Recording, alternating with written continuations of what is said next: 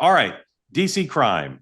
Lots to show you about this to set it up. And again, we always try to be forward looking here, so we're not going to review too much. But the president had that long event, and then former Fox hosts went on Fox. Here's Judge Janine, who's the DC U.S. Attorney. 106, please.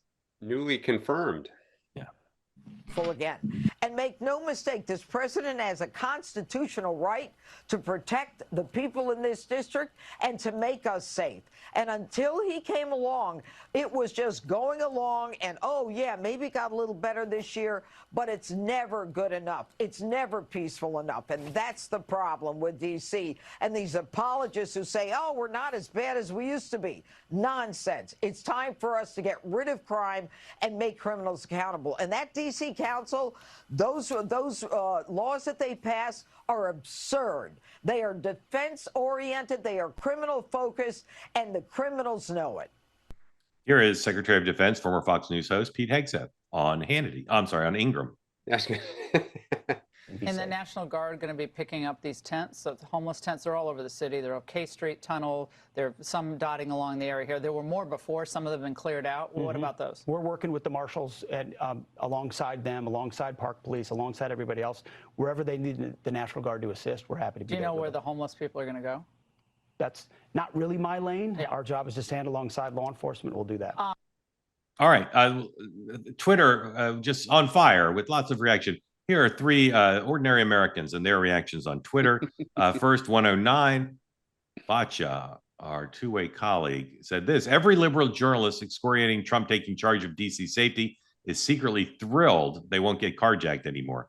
They see it as their job to lie about what they know is true because they're Democrats and the truth is bad for their side politically. It's so gross.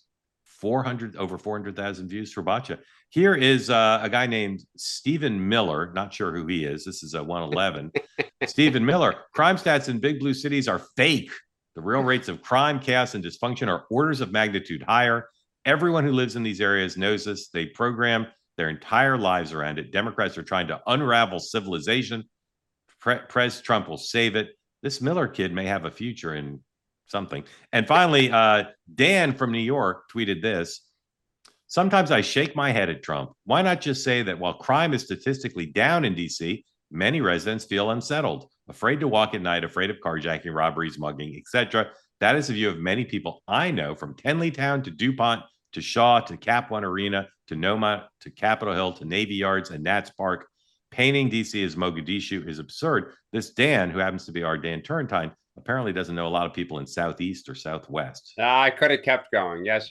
In any event, that's what that's what the reaction is. So we talked about this yesterday. I want to try to just push forward here. The mayor of New York City, unlike most Democrats with the DC, unlike most Democrats with the national platform, she basically said, I can't stop this. And she did say maybe this is a good thing to have more of a presence on the street. So Dan, I understand you're flicking at Trump and saying, like, why overstate it? Why just say people don't like the situation? It's our capital. Let's clean it up.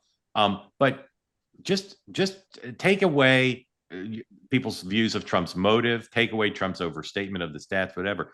Isn't it just a good idea to not have all this stuff happening in the nation's capital? And couldn't Democrats just say, yeah, let's work together to make this work, rather than all their reactions, which are much more negative? Yeah, and in fact, I'll add, Mark, that the police union chief came out in D.C. and applauded this and said it was welcome news. If I were a Democrat running in 2028, I would push Trump closer to the sun and say this is insufficient. And what I mean by that is, you're right, Mark.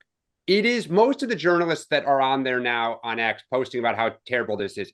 When I call and just say, like, hey, how you doing? How's your family? Like, how's the new house you bought on Capitol Hill or whatever? They will say, DC is not the same anymore. Like, it is unsafe.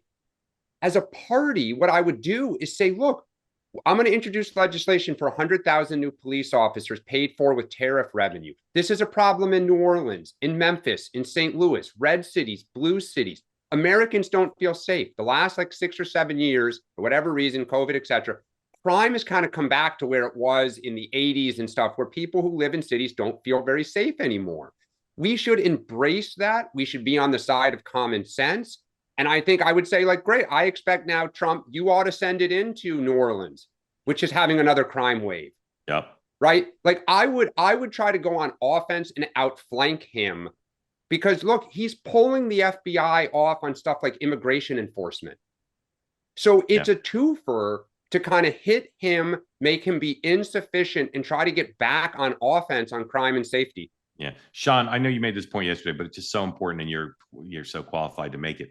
I know the president always has political motives, and I know, he said a bunch of stuff yesterday that anyone should rather he not, but he really does feel motivated by driving around DC and seeing homeless encampments and saying, why should tourists from around the country and the world come to Washington and not only feel unsafe, but have to navigate?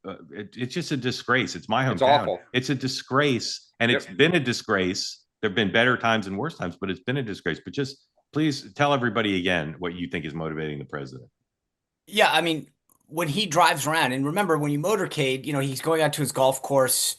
Say what you will, but the bottom line is he sees this thing. He sees the homelessness. He sees the graffiti. He hears the anecdotes. He hears people getting attacked. If you stand in Freedom Plaza at 14th in Pennsylvania, it smells disgusting. It looks disgusting, and it's scary, right? There is, and that's right a block outside of the, where Old Ebbitt Grill is, right next to the Treasury Department. That's DC today. So 5 points from yesterday. One, I think it was impressive to see the whole of government response. You had Doug Burgum there talking about the Park Police, the National Guard, the U.S. Attorney and Jeanine Pirro. They, again, whether you agree or disagree, this is so different from Trump 1. Trump won. It was a one-off. I'm making an announcement. I'm doing this. Yesterday showed that this was a coordinated whole of government response where they had really thought out the processes, the policies, the DC home rule, how much they, it showed how different this term is than the first term. The second, and this is to Stephen's point, talk to a cop, listen to what Jeanine said. The bottom line is stats, whatever you want. I mean, to me, crime stats are completely ridiculous these days because cops aren't enforcing the law. They're told not to. Prosecutors won't prosecute people. So the bottom line is when you look, I had someone tell me the other day, they literally were watching someone threaten another individual. They turned around and a cop was watching and the cop looked at him and said, sorry, there's nothing I can do.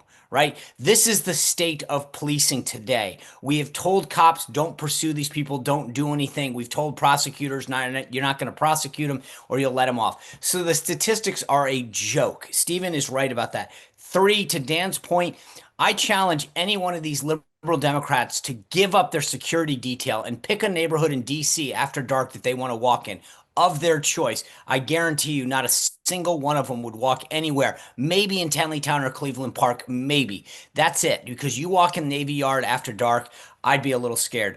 4, I agree with Dan's response. If I were a Democrat, this is one that you should embrace. Say, you know what? I don't agree with the president on most things, but having a safe, clean, national capital that we can be proud of that welcomes the rest of the world and is good. And so on this issue, I join with him. And the last, to Dan's point, this is what the DC Police Union said yesterday. The union agrees that crime is spiraling out of control and immediate action is necessary to restore public safety.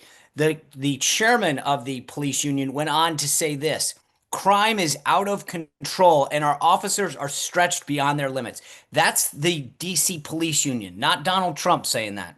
Want more great clips like that? I've got an idea. Hit the subscribe button, be part of the Two-Way community, never miss a clip, and you can always watch our full episodes, join them live, go to twoway.tv.